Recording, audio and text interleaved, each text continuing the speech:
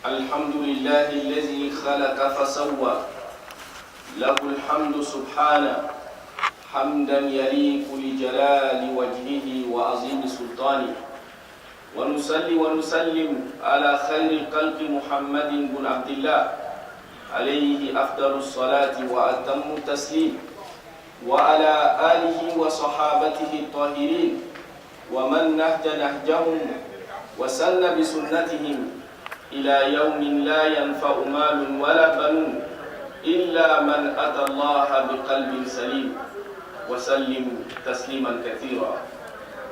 Louange à Allah subhanahu wa ta'ala, maître de l'univers. Louange à Allah, le maître absolu. Nous remercions Allah subhanahu wa ta'ala pour ses multiples bienfaits.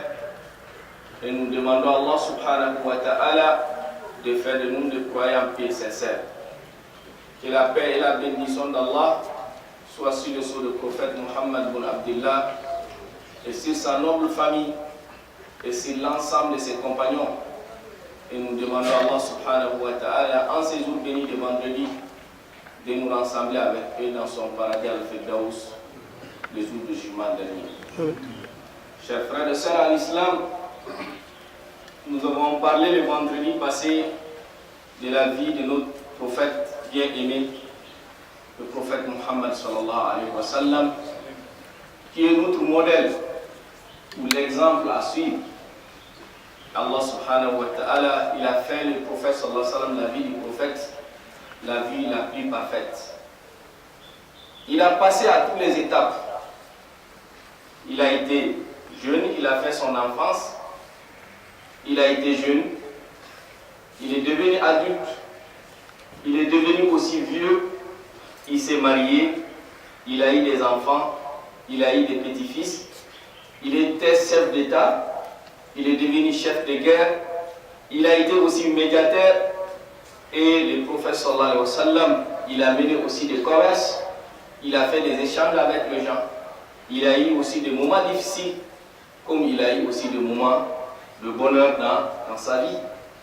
Aïcha rapporte qu'il arrive que chez le prophète sallallahu alayhi wa sallam, qu'il fasse 3 jours sans qu'on prépare chez lui, sans qu'on trouve à manger chez lui. Et quand il quitte la prière de Fajr, il rentre chez lui, il demande à ses épouses, est-ce qu'il y a quelque chose à manger? Elles disent non, il n'y a rien à manger. Et le prophète dit sallallahu alayhi wa sallam, je décide d'observer le jeûne. Ça c'est le jeûne surrogatoire. Les jeûnes surrogatoires, comme on dit, même après la prière de Soub, on peut prendre l'intention de faire le jeûne surrogatoire en condition, si vous n'avez pas mangé, ou faire quelque chose qui peut rompre le jeûne. Et le prophète sallallahu alayhi wa sallam il jeûne comme ça. Il y a eu aussi des moments où le prophète sallallahu alayhi wa sallam, on dit qu'on lui apporte des troupes d'animaux, qu'on s'arrête, on ne voit pas la faim, mais qu'on ordonne ça au prophète sallallahu alayhi wa sallam, mais avant qu'il se lève de sa place, il distribue. Il va tout distribuer avant de quitter sa place. Il y a eu aussi des moments où il a eu des moyens, mais ces moyens ont été utilisés aussi pour la cause d'Allah subhanahu wa ta'ala. Et Dieu nous dit, لَقَدْ كَانَ لَكُمْ فِي رَسُولِ اللَّهِ أُسْوَةٌ حَسَنَةٌ. Vous avez dans le messager d'Allah subhanahu wa ta'ala l'exemple, le modèle. Le prophète sallallahu alayhi wa sallam, sa vie, n'est-ce pas, nous a été rapporté au détail près. Au détail près. Même comment il faisait, il causait avec ses épouses, nous a été rapporté. Et comment l'homme doit, n'est-ce pas, faire ses besoins. Les détails près de la vie du prophète sallallahu alayhi wa sallam nous a été rapporté. Même comment il mange et ses plats préférés, tout nous a été rapporté. Parce que Allah subhanahu wa ta'ala a voulu que le prophète sallallahu alayhi wa sallam qu'il soit un modèle pour nous, qu'il soit l'exemple que nous devons suivre, nous devons imiter. Et nous avons dit par rapport à l'amour du prophète sallallahu alayhi wa sallam, deux musulmans ne se discutent pas. L'amour du prophète, tout le monde est unanime là-dessus. L'amour du prophète est une obligation, fait partie du pilier de la foi. Et le prophète dit sallallahu alayhi wa sallam, والذي نفسي بيده لا يؤمن أحدكم حتى أكون أحب إليه من نفسه وأهله. Il dit que personne d'entre vous, je jure par Dieu, qui détient mon âme, aucun d'entre vous ne va atteindre la perfection dans la foi sans que l'amour qu'il porte envers moi soit supérieur à tout autre amour. Soit supérieur à l'amour qu'il a envers ses deux parents, soit supérieur à l'amour qu'il a envers lui-même.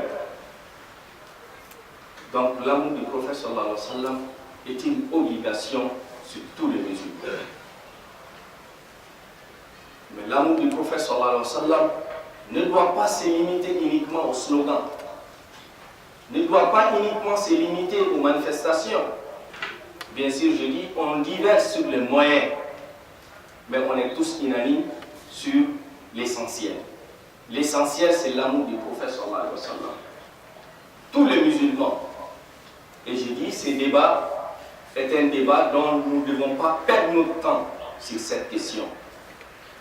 La manière dont nous devons manifester l'amour du prophète sallallahu alayhi wa sallam, on peut diverger. D'autres pensent qu'il faut faire le mawlud, d'autres pensent qu'il ne faut pas le faire. Ça, c'est une question secondaire qui relève de moyens, ce n'est pas du principe de l'islam. Ça ne fait pas quelqu'un de musulman, ça ne fait pas faire sortir quelqu'un de musulman. Ce qui te fait un musulman, qui te fait sortir de l'islam, ça c'est l'amour du prophète sallallahu alayhi wa sallam. C'est ça l'essentiel dont nous devons nous cramponner, c'est ça. Et je dis, tu ne dois pas taxer ton frère d'infidèle à cause qu'il a célébré Mawlud ou qu'il n'a pas célébré les Mawlud. Quand tu le fais, le prophète dont même toi-même tu te réclames, tu fais le contraire de ce que le prophète a fait. Nous avons donné l'exemple par rapport à Abdullah ibn Ubay ibn Salul, qui était avec le prophète sallallahu alayhi wa sallam, qui a voulu, qui a tellement posé des actes pour freiner l'avancée de l'islam dans la cité de Médine. Et son nom même a été cité dans le Coran. Tous ces actes ont été rapportés dans le Coran. Et Dieu dit au prophète sallallahu alayhi wa sallam, Abdullah ibn Ubay ibn Salul, quand il est décédé, c'est le prophète sallallahu alayhi wa sallam, c'est lui-même qui a prié sur lui. Son fils est parti demander au prophète sallallahu alayhi wa sallam de lui donner la couverture qu'il avait, afin de mettre son père dans ça, qui soit son kafan. Il a été enterré avec ça. Dieu dit au prophète sallallahu alayhi wa sallam, même si tu demandes à Dieu, tu me demandes de les pardonner, de lui pardonner, sabi'ina marra, lan yaghfir Allahu lahu. Tu me demandes 70 fois de les pardonner, je ne vais pas les pardonner. Mais un jour, le prophète sallallahu alayhi wa sallam, qui n'a jamais été taxé de lui, qui n'est pas un musulman. Il n'a jamais taxé qu'un infidèle. Et nous devons nous accepter dans notre diversité. C'est ça qui fait la force de l'islam. Et le prophète sallallahu alayhi wa sallam, il nous promet une place dans le paradis, qui est au centre du paradis, ou celui qui laisse des discussions inutiles, même s'il a de la vérité. Si tu disposes des arguments, alhamdoulilah, tu es convaincu, ça c'est une point de vue de certains savants, il faut respecter.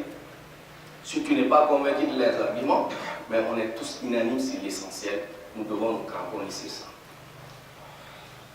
L'amour du prophète sallallahu alayhi wa sallam, il y a des indices, il y a des signes qui prouvent l'existence de cet amour dans notre cœur.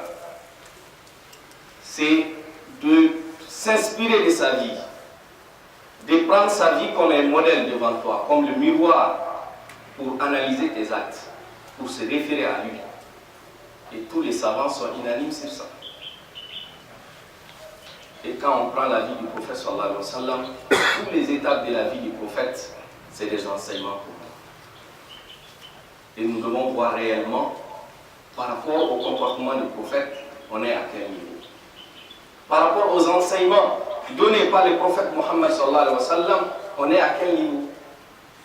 Le prophète sallallahu alayhi wa sallam, dans sa vie, quand il était jeune, avant même qu'il soit un prophète,